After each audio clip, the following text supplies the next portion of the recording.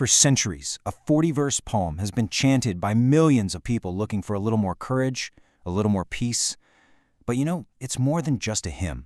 It's really a narrative journey, a powerful meditation that's structured to literally transform your mind.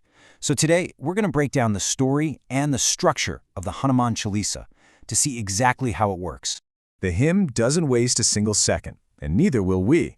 It kicks off with this verse right here, and it immediately sets a tone of humility. This isn't just some fancy intro. It's the very first step of the meditation itself, preparing the mind for the journey it's about to take. And that first step, well, that brings us right to our first section, the act of cleansing. This is what's known as the invocation, where the person chanting sets their intention and gets ready for what's ahead. So, what exactly is an invocation? It sounds pretty formal, right? But simply put, it's a conscious moment where you ask for help. Before the hymn even introduces its hero, it asks you, the chanter, to look inward and just acknowledge your own need for a little guidance to see things clearly. Now, the core metaphor of this whole opening is just so powerful. The idea that your mind is a mirror, right? And when it's covered in the dust of ego and distraction and all that daily noise, it just can't reflect reality clearly. So the very first step of the chant is to wipe that mirror clean. The invocation then wraps up with this incredibly powerful and direct plea. It's a request for the 3 essential tools for a good life. That's strength, intelligence, and wisdom, and a call to remove all the internal junk that blocks our path. The purpose is set right here. This is a tool for empowerment. Okay, so once the mirror is clean, the hymn totally shifts gears. It moves from that internal work to an introduction.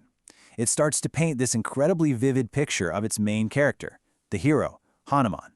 And right away, the hymn just goes big. It doesn't just say Hanuman is wise, it calls him an ocean of knowledge. He's not just a guide, he's the illuminator of the 3 worlds. These titles aren't just flattery, They define him as this cosmic force of pure wisdom and power. The hymn also makes him feel very real, grounding him in this powerful physical form. We get these really concrete images, a golden body, wielding a mace and a flag. And these aren't just accessories. That mace represents his immense righteous strength, while the flag is a symbol of his discipline and his victory over evil. So, we have a really clear portrait of our hero. Now, the hymn shifts from who he is to what he does. This is the action sequence, where all these legendary deeds are retold to bring his power to life.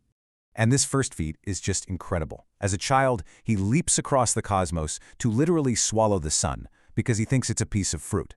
This one image tells you everything. He has unimaginable power, but also this kind of divine, childlike innocence. He can hold the sun, but he does it without any malice.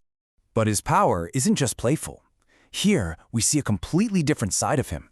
He takes on a terrifying form to burn down the city of Lanka, which was a stronghold of evil. It just shows his ability to shift from a divine child to a fierce warrior, adapting his form to destroy negativity. And then you have this story. When another hero, Lakshman, is near death, Hanuman flies across a continent to find a very specific life-saving herb. But when he gets there, he can't identify it, so he just lifts the entire mountain it grows on and brings it back. This one's not about personal glory. It's all about loyalty and doing the impossible for others. You see, recounting all these feats isn't just about telling cool stories. It's the core psychological trick of the hymn. By showing Hanuman's incredible power, it builds faith in you, the listener, that through his grace, your own impossible challenges can also become manageable. And that idea leads us directly into the next phase of the hymn. After establishing the hero and his power, the text now turns back to the person reciting it, and it starts making these direct promises about what the chant itself can do for you. The first promise is all about protection. It says that chanting Hanuman's name creates a kind of shield against negative forces, both the ones outside of you and the ones inside. It's a direct answer to that very human fear of the unknown, offering a tool to find courage. Then, the hymn moves from spiritual protection to physical and mental well-being.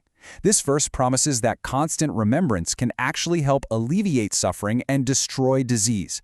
It positions the chant as a genuine form of healing meditation.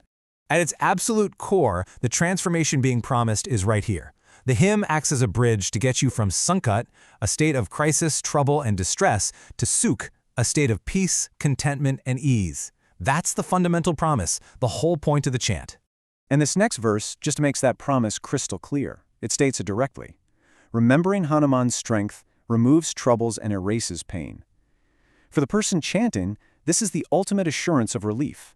And finally, the hymn reaches its conclusion. This last section is so cool. It serves as both the author's personal signature and the ultimate, most profound promise to anyone who recites it. Here, the 16th century poet Tulsi Das actually signs his name directly into the work. By making his own personal plea for the divine to reside in his heart, he creates this timeless link. So anyone chanting it today is echoing that exact same plea, bridging centuries in a single moment.